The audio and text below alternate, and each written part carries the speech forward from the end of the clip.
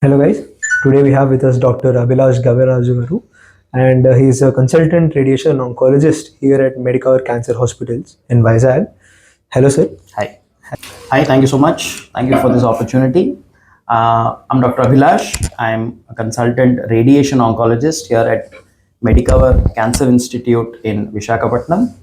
And I'm happy to talk about radiation oncology, what it is, what do we do here in a cancer hospital, and to kind of give some sort of education and awareness about oncology in general and radiation oncology in specifics.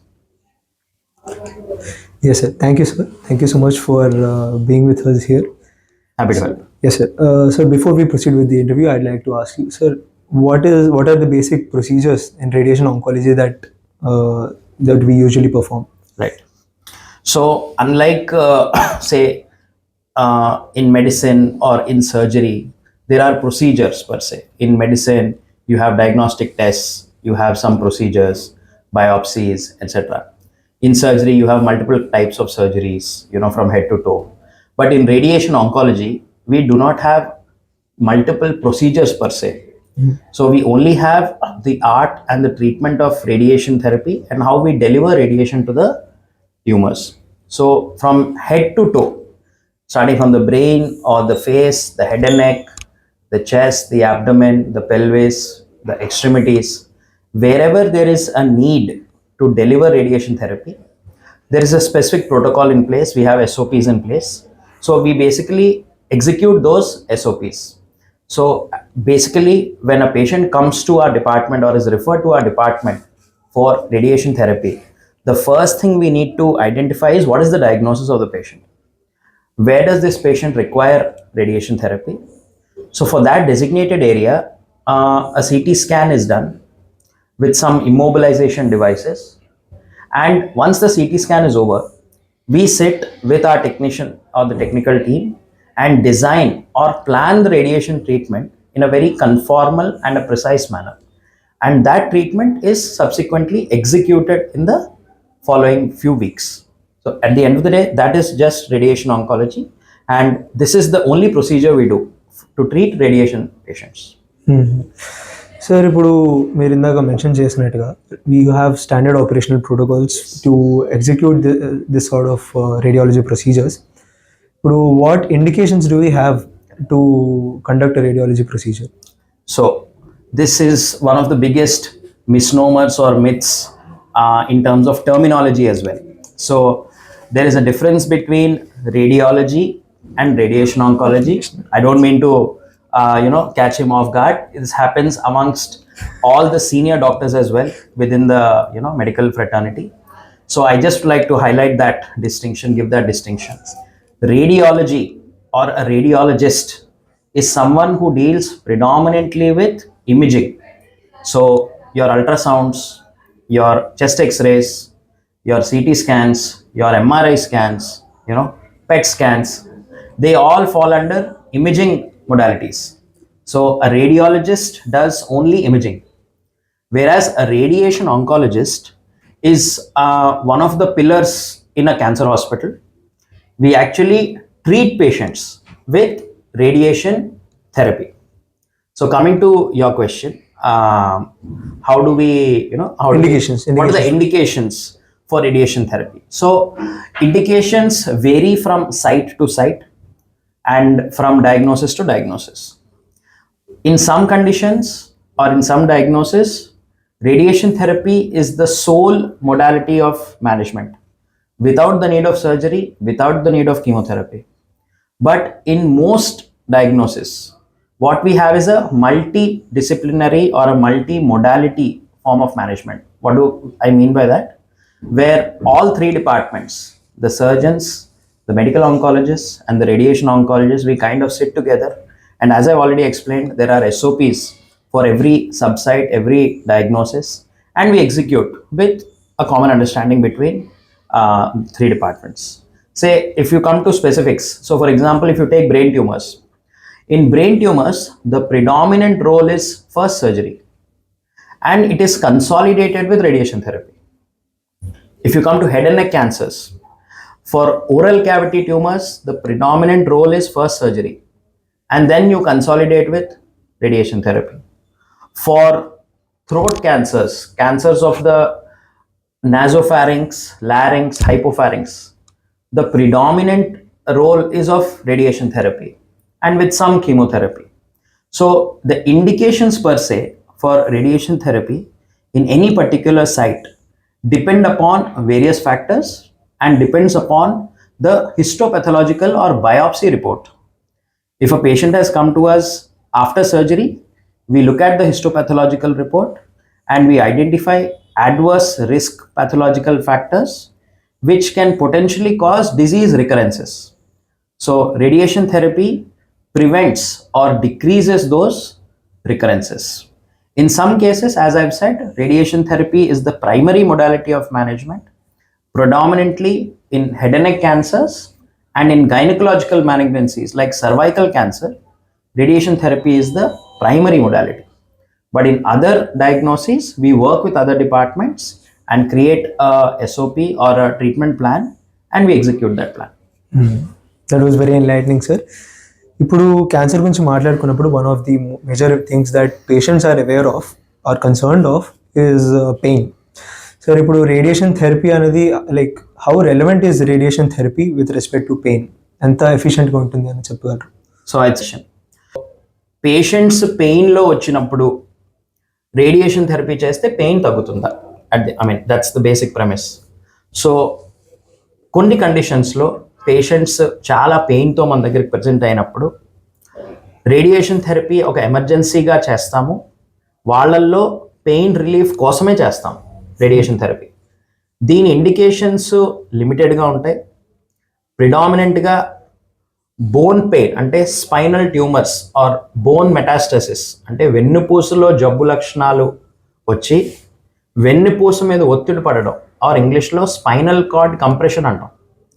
That is an emergency indication to start radiation therapy. So మా దగ్గరికి patients వస్తారు, breast cancer, రొమ్ము cancer patients, ఊపిరితిత్తుల cancer, lung cancer patients. వీళ్ళు advanced స్టేజెస్లో జబ్బు లక్షణాలు వెన్నుపూసకి పాకి వెన్నుపూసలో జబ్బు ఉండడం వల్ల అక్యూట్ పెయిన్, సడన్ పెయిన్తో వస్తారు. స్పైనల్ కార్డ్ కంప్రెషన్ అంటారు, దాంతో వస్తారు. సో అలాంటి వచ్చినప్పుడు వెంటనే పెయిన్ అనాల్జెసిక్స్ ఆర్ పెయిన్ మెడికేషన్స్తో పాటు ఎమర్జెన్సీ బేసిస్లో అంటే పేషెంట్ ఉదయం వస్తే మధ్యాహ్నం లోపు ట్రీట్మెంట్ చేయగలిగే ఫెసిలిటీస్ ఇక్కడ మన దగ్గర అవైలబుల్గా ఉన్నాయి. సో ఫ్యూ ఇండికేషన్స్లో రేడియేషన్ థెరపీ చేయడంతో పెయిన్ రిలీఫ్ ఉంటుంది. Yes sir, thank you sir. And ఇప్పుడు అనదర్ ఇంపార్టెంట్ క్వశ్చన్ అడగాల్సింది ఏంటంటే, ఇప్పుడు రేడియేషన్ థెరపీ గురించి ఎలా మాట్లాడుకుంటున్నాము, అలానే చాలామందికి తెలియంది రేడియేషన్ వల్ల క్యాన్సర్ కూడా డెవలప్ అయ్యే ఛాన్సెస్ ఉండొచ్చు. So can you shed light on how radiation can develop cancer? So మీరు అన్నది is absolutely right. Radiation therapy exposure, prolonged exposure వల్ల అంటే చాలా ఎక్కువ రేడియేషన్ ఎక్స్పోజర్ అవ్వడం వల్ల డెఫినెట్లీ క్యాన్సర్స్ వచ్చే ఛాన్సెస్ ఉంటాయి. దీనికి గ్లేరింగ్ ఎగ్జాంపుల్స్ మన వరల్డ్లో ఉన్నాయి. 3 న్యూక్లియర్ డిజాస్టర్స్ ఇప్పటి వరకు అంటే మన ప్రపంచంలో మనకు తెలిసినవి జరిగాయి. చెర్నోబిల్లో there was a nuclear incident in the 1980s. Then of course the atomic bomb, Hiroshima, Nagasaki, and then the Bhopal gas tragedy in India also which has happened. But దాని మీద డేటా, అంత లాంగ్ టర్మ్ డేటా మనకి లేదు. But these accidents, these are nuclear accidents.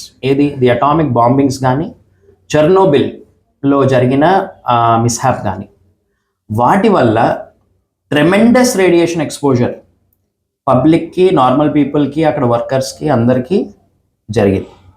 So radiation exposure ప్రిడామినెంట్గా అవడం వల్ల వెంటనే cancers రావు, వాటికి ఒక టైం ఫ్రేమ్ ఉంటుంది.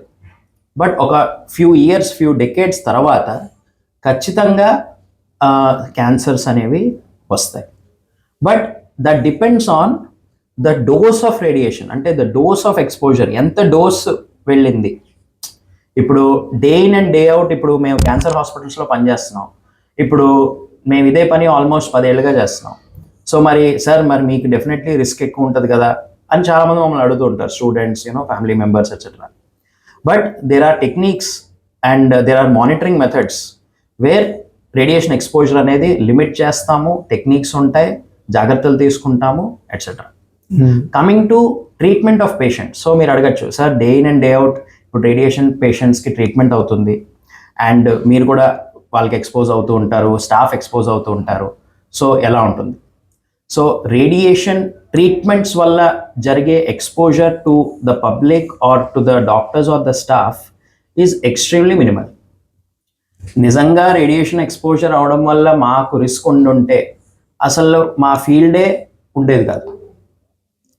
అంటే మా mother, who was the head of the department in Andhra Medical College, and she retired last year. She has been working in government service for almost 30-35 years.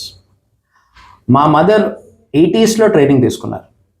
1980sలో ఉన్న ఎక్విప్మెంట్కి ఇవాళ ఎక్విప్మెంట్కి దెర్ ఇస్ నో కంపారిజన్. ఆ రోజుల్లో train అయిన వాళ్ళకి definitely exposure chance, risk chance ఎక్కువ ఉండదు compared to today. But my mother is hail and hearty in spite of being a lady. So చాలామంది sir ఉమెన్కి మళ్ళీ ఫర్టిలిటీ ఇష్యూస్, ఎక్స్పోజరు, వాటి గురించి కూడా భయపడతారు, వాటి గురించి కూడా ఆలోచిస్తారు. But my mother is a professional and she is completely fine. So the take away message from that is, when you have systems in place, monitoring methods కానీ, systems which prevent accidents and quality assurances every month, every 3 months, every 6 months we have quality checks. ఏంటి ఎలా ఉందంతా, మన systems in place ఉన్నాయా లేవా, ఏమైనా accidents అయ్యే scope ఉందా లేదా, డ్రిల్స్ రన్ చేస్తాము to prevent events like this, incidents like this. So as of today the chance of exposure in hospital settings కానీ, ఇన్ ట్రీట్మెంట్ ఫెసిలిటీస్ కానీ is almost none to minimal. But నేను చెప్పిన examples, ఇప్పుడు nuclear accidents అయ్యాయి, some nuclear రియాక్టర్లో some incident అయింది, or some bomb blast అయింది, or something like that, దానివల్ల మాత్రం ఖచ్చితంగా రేడియేషన్ ఎక్స్పోజర్ అయ్యి క్యాన్సర్స్ వచ్చే ఛాన్సెస్ డెఫినెట్లీ ఉంటాయి, అండ్ ఇవాళకి అవి ఉన్నాయి. Thank you sir. సార్ అంటే మీరు స్పెసిఫిక్గా ఒక అవుట్లయర్ అన్న ఈవెంట్ అనేది మీరు ఫోకస్ చేశారు, లైక్ డిజాస్టర్స్ కావచ్చు, ఇలాంటి వాటి మీద. బట్ ఇవి కాకుండా చిన్న exposure, example daily life exposure, radiations కావచ్చు, అలాంటి వాటివి ఏమైనా ఉంటాయా? ఎస్. సో వాటి యొక్క ఎఫెక్ట్ ఏమైనా ఉంటుందా, ఏమైనా చెప్పగలరా? That's a very smart question. Radiation 2 types ఉంటుంది దట్ యు మస్ట్ అప్రిషియేట్. ఒకటి అయోనైజింగ్ రేడియేషన్ అంటాము, ఇంకొకటి నాన్ అయోనైజింగ్ రేడియేషన్ అంటాం. Cancer risks or cancer chances ionizing రేడియేషన్కి ఎక్కువ ఎక్స్పోజర్ అయితే అవుతాయి. సో ఇప్పుడు నేను చెప్పిన outlier events, they are all ionizing radiation exposure events, bomb blast, nuclear catastrophes etcetera. మీరు అన్నట్టు సార్ మన డైలీ లైఫ్లో the common man or the common women expose అయ్యేవి ఉంటాయా? ఎస్, ఉంటాయి. ఇప్పుడు మన ఇంట్లో రెఫ్రిజిరేటర్స్, మన ఇంట్లో ఉన్న మైక్రోవేవ్ అవెన్స్, మన ఇంట్లో ఉన్న ఏదో radio transistors or some external devices, వాటి నుంచి కూడా డెఫినెట్లీ నాన్ అయోనైజింగ్ రేడియేషన్ వస్తుంది. Heat waves, radio waves, ultraviolet rays, all these things. But దీనివల్ల లాంగ్ టర్మ్ డ్యామేజ్ అనేది ఛాన్సెస్ చాలా తక్కువ. హ్యావింగ్ సెడ్ దట్, ఒక్క క్యాన్సర్లో స్కిన్ క్యాన్సర్ మీరు తీసుకుంటే it is mainly caused by increased exposure to ultraviolet radiation. So మన వెస్ట్లో ఉన్న మన Caucasians, Americans, Europeans, they are fair skin, Caucasians అంటాం. వాళ్ళల్లో అల్ట్రావైలెట్ రేడియేషన్ ఎక్స్పోజర్ వల్ల, జస్ట్ ఎక్స్పోజర్ టు హీట్ వల్ల, ఇది వల్ల స్కిన్ క్యాన్సర్స్ కొంచెం వాళ్ళల్లో ఎక్కువ వస్తాయి. మన eastern population, Indian, south east Asians, Chinese, వీళ్ళు ఇటువైపు వాళ్ళకి స్కిన్ పిగ్మెంటేషన్ కొంచెం ఉంటుంది. మనం కొంచెం brown skin or dark skin ఉంటాం. మనకి యూవీ ఎక్స్పోజర్ వల్ల chances of skin cancers are relatively less. So non ionizing radiation వల్ల క్యాన్సర్స్ రావు. నాన్ అయోనైజింగ్ రేడియేషన్ మన అందరి చుట్టుపక్కల 24 hours ఉంటూనే ఉంటాయి. So they are nothing to worry about.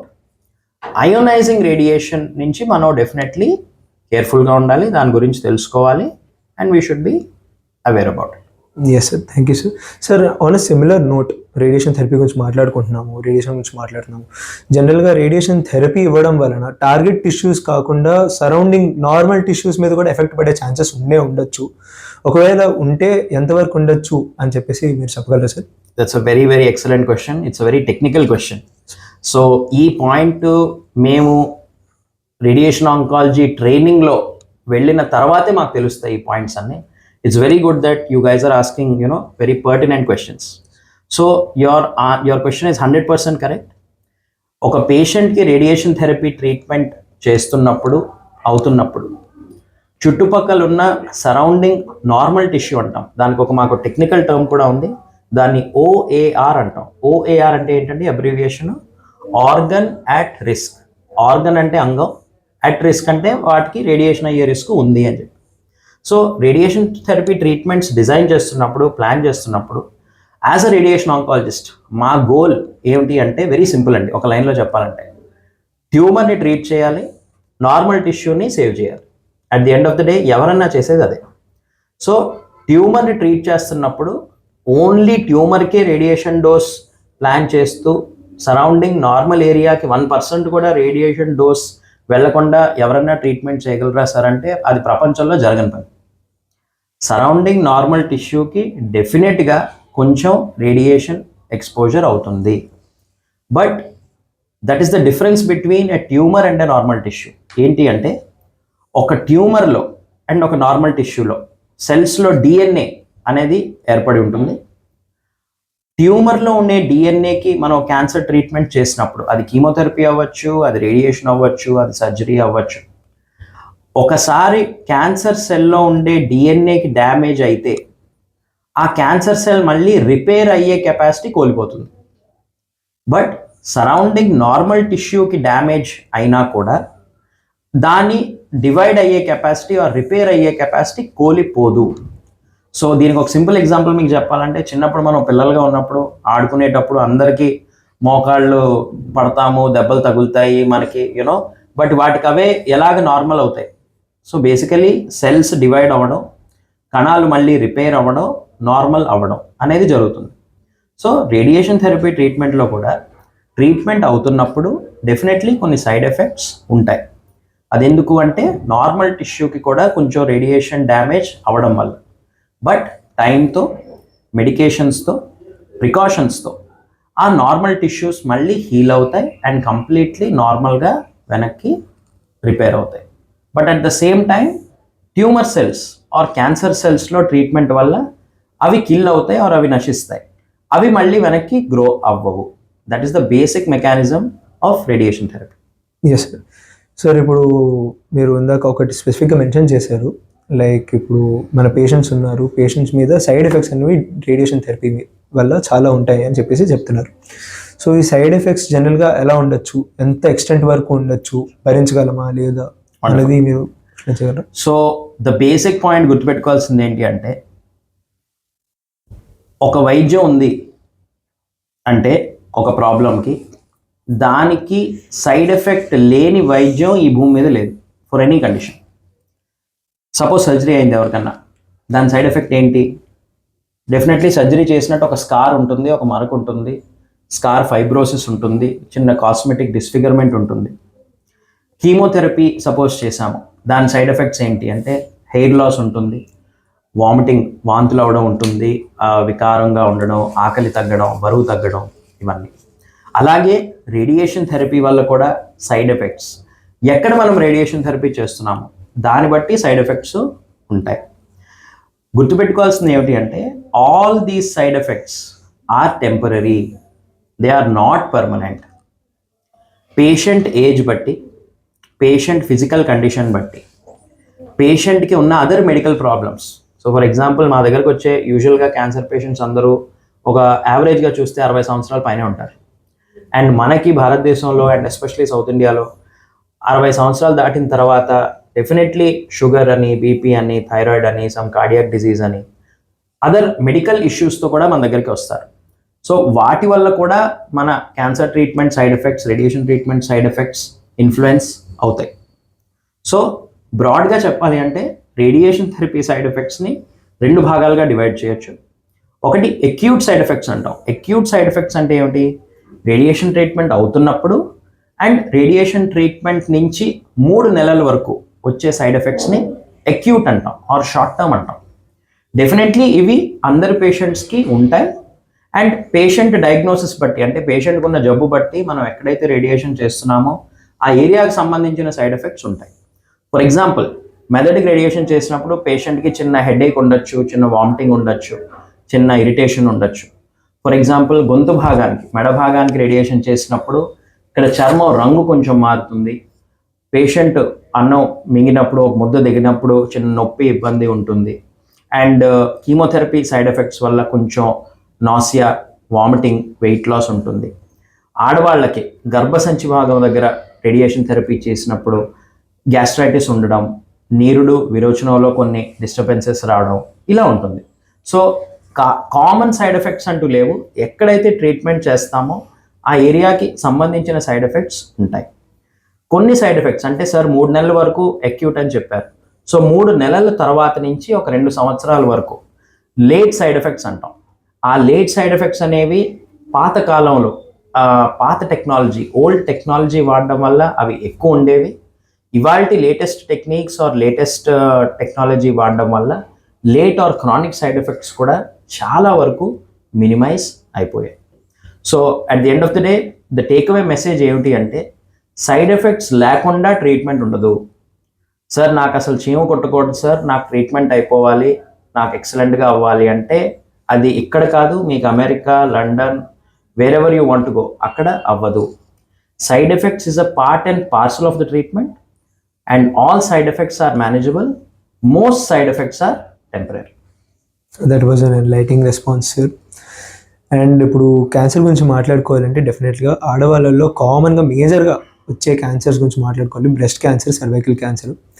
ఇప్పుడు radiological interventions breast cancer, cervical క్యాన్సర్లో ఎంతవరకు రెలవెన్స్ ఉన్నది ఏంటి అని చెప్పగలరా సార్? అబ్సల్యూట్లీ.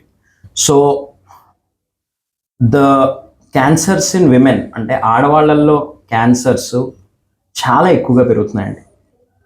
అండ్ ఇండియాలో ఒక trend what we're seeing is young పేషెంట్స్లో, అంటే సుమారుగా 40 is young for us, so 35 నుంచి 50 అనుకోండి, ఆ రేంజ్ మీరు తీసుకుంటే ఈ మధ్యన ఆడవాళ్ళల్లో ఈ ఏజ్ గ్రూప్లో రొమ్ము క్యాన్సర్స్ చాలా ఎక్కువగా పెరుగుతున్నాయి.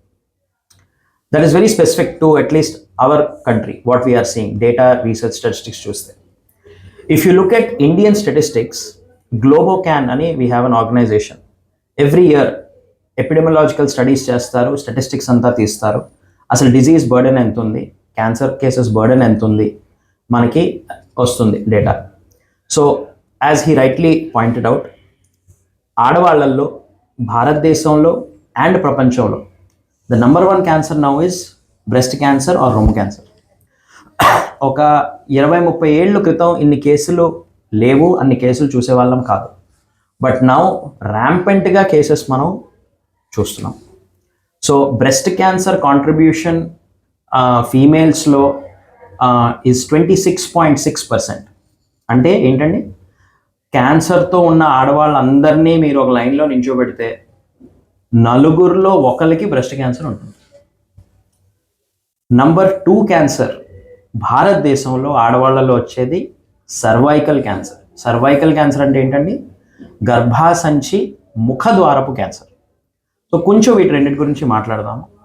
బ్రెస్ట్ క్యాన్సర్లో సింగిల్ మొడాలిటీ ట్రీట్మెంట్ లేదు, అంటే ఓన్లీ సర్జరీ చేసుకున్నాము ఆర్ ఓన్లీ కీమోథెరపీ చేసుకున్నాము, దాంతో మా ట్రీట్మెంట్ అయిపోయింది అని ఎక్కడా ఉండదండి. బ్రెస్ట్ క్యాన్సర్లో ఎర్లీ స్టేజెస్లో మా దగ్గరకు వస్తే, అంటే చాలా ఎర్లీ స్టేజెస్లో స్టేజ్ 1లో పేషెంట్స్ మా దగ్గరకు వస్తే surgery plus or minus chemotherapy and plus or minus radiation therapy ఉంటుంది. Early breast cancer chances, success chances after treatment more than 80-85%. But early స్టేజెస్లో మన దగ్గరికి పేషెంట్స్ రారండి. స్టేజ్ 2, స్టేజ్ 3, స్టేజ్ 4 అడ్వాన్స్డ్ స్టేజెస్లోనే పేషెంట్స్ మన దగ్గరికి వస్తున్నారు యాజ్ ఆఫ్ టుడే. ఎందుకు? అవేర్నెస్ లేకపోవడం వల్ల. అసలు ఒక రొమ్ములో ఒక సమస్య వస్తే వాళ్ళు ఎక్కడికి వెళ్ళాలి, ఎవరి దగ్గరికి వెళ్ళాలి తెలియపోవడం వల్ల చాలా వరకు మన భారతదేశంలో alternative forms of medicine, homeopathy, naturopathy, Unani, Siddha, ఇవన్నీ కూడా చాలా వరకు చాలామంది వాడతారు. దానివల్ల కూడా స్టేజ్ మారుతుంది, డయాగ్నోసిస్ లేట్ అవుతుంది, పేషెంట్స్ మన దగ్గరికి లేట్గా వస్తారు. So coming to treatment point of view, యూజువల్గా స్టేజ్ 2, స్టేజ్ 3, స్టేజ్ 4 పేషెంట్స్లో మన దగ్గరికి వస్తారు పేషెంట్స్. వీళ్ళల్లో surgery, chemotherapy, radiation therapy combination role ఉంటుంది రొమ్ము క్యాన్సర్లో ప్రత్యేకంగా. దీన్ని మల్టీ మొడాలిటీ మేనేజ్మెంట్ అంటాము. ఒక స్టాండర్డ్ ప్రోటోకాల్ ఉంటుంది, పేషెంట్స్ని డయాగ్నోస్ చేసి వర్కప్ చేసి ఆ ఎస్ఓపి పరంగా ఎలాగ ముందుకు వెళ్ళాలి అనేది డిసైడ్ అవుతుంది. But mostly all 3 departments are involved in treatment for రొమ్ము cancer or breast cancer. Breast క్యాన్సర్కి సంబంధించి మోస్ట్ ఇంపార్టెంట్ పాయింట్ అండి స్క్రీనింగ్. మ్యామోగ్రామ్ అని ఒక టెస్ట్ ఉంది. ఇట్ ఈస్ నథింగ్ బట్ రొమ్ముకి ఒక ఎక్స్రే లాంటిది. 40 సంవత్సరాలు దాటిన తర్వాత ప్రతి స్త్రీ సంవత్సరం ఆ 2 సంవత్సరాలకు ఒకసారి మ్యామోగ్రామ్ ఖచ్చితంగా చేయించుకోవాలి. సార్ నాకేమీ కంప్లైంట్ లేదు, నేను ఎందుకు చేయించుకోవాలి అని చాలామంది అడుగుతారు. మీకు కంప్లైంట్ లేదు, బట్ మీకు యాక్చువల్గా అసలు ప్రాబ్లం ఉందా లేదా తెలుసుకోవడానికి మనం మ్యామోగ్రామ్ చేస్తున్నాం. సో మ్యామోగ్రామ్ చేసి చాలా చిన్న సైజులో జబ్బు కణాలని మనం పట్టుకోగలిగితే మీ సక్సెస్ ఛాన్సెస్ మోర్ దెన్ 85-90% ఉంటాయి. బట్ ఏదో ఒక రొమ్ములో కాయ వచ్చిన తర్వాత, రొమ్ములో నొప్పి వచ్చిన తర్వాత లేట్గా మీరు మా దగ్గరికి వస్తే అప్పటికి స్టేజ్ మారిపోయి ఉంటుంది. అప్పుడు ఖచ్చితంగా ఎర్లీ స్టేజెస్లో ఉండరు పేషెంట్స్. సో లేట్ స్టేజెస్లో ఖచ్చితంగా అడ్వాన్స్ ట్రీట్మెంట్స్ అవసరం పడుతుంది, combinations of surgery, chemotherapy and radiotherapy. Coming to cervical cancer అని అడిగింది. సర్వైకల్ క్యాన్సర్ ఒక 10-15 ఏళ్ళు ముందు it was the number 1 cancer in India, but now it is the number 2 cancer. ఎందుకు అలా జరిగింది, ఎలా దాని అంకెలు తగ్గాయి అండ్ ఇంకా మనం ఎలాగా తగ్గించుకోవాలి? సో ప్రధానమైన కారణం for decreasing the numbers of cervical cancer is more awareness. Hygiene పెరిగింది, క్లెన్లీనెస్ పెరిగింది, అవేర్నెస్ పెరిగింది. ఇంటర్నెట్, గూగుల్ సర్చ్ ఎట్సెట్రా, దానివల్ల అవేర్నెస్ డెఫినెట్లీ పెరిగింది. And most important cause for awareness is vaccine. Cervical క్యాన్సర్కి ఇప్పుడు మన దగ్గర ఒక వ్యాక్సిన్ అవైలబుల్గా ఉంది. 9 నుంచి 14 సంవత్సరాల మధ్యలో ఉన్న మన అమ్మాయిలకి సర్వైకల్ క్యాన్సర్ వ్యాక్సిన్ వేయగలిగితే మనం, సింగిల్ షాట్ వ్యాక్సిన్ ఉంది, 2 డోసెస్ షాట్ వ్యాక్సిన్ కూడా ఉంది. ఆల్మోస్ట్ 85-90% మనం వాళ్ళకి సర్వైకల్ క్యాన్సర్ రాకుండా తగ్గించగలం.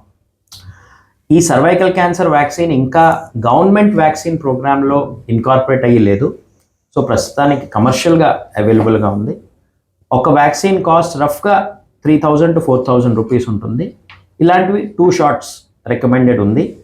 And guide lines say that 9 to 14 years మధ్యలో వాళ్ళకి వేస్తే we can definitely decrease there chances of cervical cancer. Coming to treatment, నేను ఇందాకే మెన్షన్ చేసినట్టు సర్వైకల్ క్యాన్సర్లో అగైన్ ఎర్లీ స్టేజెస్లో వస్తే సర్జరీ చేస్తారు అండ్ క్యూరేటివ్గా చేయొచ్చు. బట్ అడ్వాన్స్ స్టేజెస్లో మోస్ట్ పేషెంట్స్ మన దగ్గరకు వస్తారు. వాళ్ళల్లో main treatment is radiation therapy with low dose chemotherapy. The beauty of cervical cancer and breast cancer ఈ రెండింటికి ఏంటి అంటే, కొంచెం అడ్వాన్స్ స్టేజెస్లో ఉన్న ఆర్ ఎర్లీగా వచ్చిన ట్రీట్మెంట్స్ సక్సెస్ఫుల్గా పూర్తి చేసుకోగలిగితే కొన్ని సంవత్సరాల వరకు patients or disease free or cancer free. That is the take away point. Sir, that was a very detailed response. We couldn't have asked for more, sir. Thank you so much. Sir, and on an end note, మేము అడగాల్సింది అనుకున్నాం ఏంటంటే, ఇప్పుడు మీరు మీ ఎక్స్పీరియన్స్లో ఇంతవరకు encounter చేసిన patients వీళ్ళందరిలో most common myths ఏమైనా మీరు అబ్జర్వ్ చేసిన ఏమైనా ఉన్నాయా? And bust those myths for us. Absolutely. So cancer myths bust చేయాలి అంటే ఐ డోంట్ థింక్ ఒక 1 minute or 2 minutesలో నేను అన్నిటికీ జస్టిస్ చేయగలను. బట్ చాలా వరకు మాకు వచ్చే మిత్స్ ఏంటి అంటే, సార్ ఒక అబ్నార్మల్ గడ్డ కానీ ఒక క్యాన్సర్ సస్పిషన్తో ఎవరన్నా వస్తే ఫస్ట్ చేయాల్సింది బయాప్సీ అండి. బయాప్సీ అంటే ముక్క పరీక్ష. సో ఒక కామన్ మిత్ సొసైటీలో, కమ్యూనిటీలో ఉన్నది ఏంటి అంటే, ఆ గడ్డని కెలికితే దానికి ఒక సూది పెట్టి బయాప్సీ ఆర్ ముక్క పరీక్ష చేస్తే అది అక్కడి నుంచి స్ప్రెడ్ అవుతుంది, చాలా తక్కువ శాతంలో ఉన్న గడ్డని తీసేయకుండా దాన్ని సూది పరీక్ష చేస్తే అది స్టేజ్ పెరుగుతుంది, ఆ స్టేజ్ మారుతుంది అని చాలా కామన్గా అడుగుతారు. సో ఒక బయాప్సీ లేకుండా, అంటే అసలు ఆ గడ్డలో ఉన్న కణాలు క్యాన్సర్ కణాలో కాదో బయాప్సీతో తెలియకుండా ట్రీట్మెంట్ మేము చేయలేము. ఎందుకంటే ఒక బయాప్సీ రిపోర్ట్ లేకుండా ఇవాళ రోజు ఎవరన్నా ట్రీట్మెంట్ చేస్తే అది లీగల్గా, ఎథికల్గా, మోరల్గా తప్పు అవుతుంది. బయాప్సీ రిపోర్ట్ లేకుండా ఎవరన్నా ట్రీట్మెంట్ చేస్తే వాళ్ళకి జైలు శిక్ష అండ్ ఉరి శిక్ష కూడా ఇచ్చే రైట్స్, లాస్ మన జ్యుడిషియల్ సిస్టంలో ఉన్నాయి. సో బయాప్సీ చేస్తే జబ్బు స్ప్రెడ్ అవ్వదండి. బయాప్సీ చేయడంతో అసలు జబ్బు ఏమిటో తెలుస్తుంది మనకి. ఫర్ ఎగ్జాంపుల్ అది ఇన్ఫెక్షన్ అయిందనుకోండి, ఇన్ఫెక్షన్ దారిలో వెళ్ళి మనం ఆ వైద్యం చేసుకుంటాం, క్యాన్సర్ ట్రీట్మెంట్ అని పక్కన పెట్టేస్తాం. బయాప్సీలో క్యాన్సర్ అని వస్తే డెఫినెట్లీ క్యాన్సర్ రిలేటెడ్ ట్రీట్మెంట్ మనం చేస్తాం.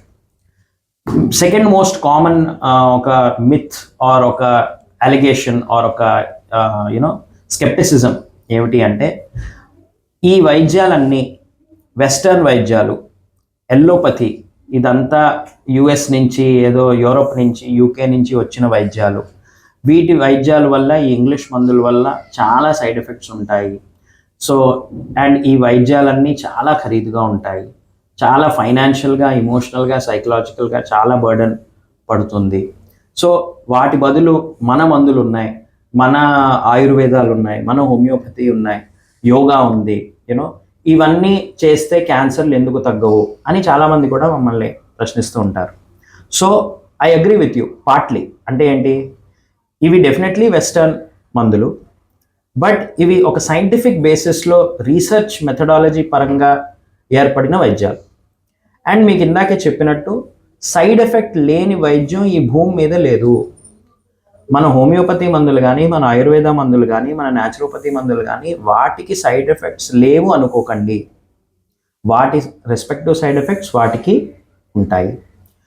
Coming to cost, financial pharmacoeconomics అంటాం. అంటే finances discussion is a very sensitive point, it's a very sensitive topic. So cancer treatments చాలా కాస్ట్లీగా ఉంటాయి, that is one allegation. But మీరు ఫర్ ఎగ్జాంపుల్ మన వైజాగ్లో క్యాన్సర్ హాస్పిటల్స్ చూడండి, 90% of our patients, 90% of the work we do is all backed by government schemes అండి.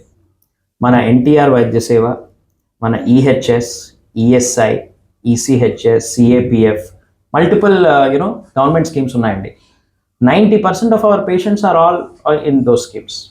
Yes, private patients ఉంటారు, insurances ఉంటాయి, డెఫినెట్లీ వాళ్ళు కూడా బెనిఫిట్ తీసుకుంటారు. సో క్యాన్సర్ పేషెంట్స్కి డబ్బులు ఉంటేనే వైద్యం జరుగుతుంది అనే ఒక మిత్ కూడా ఉందండి సొసైటీలో. That is completely false. వైజాగ్లో సుమారుగా 7-8 క్యాన్సర్ హాస్పిటల్స్ ఉన్నాయి, and everybody is free and open to go and do the research.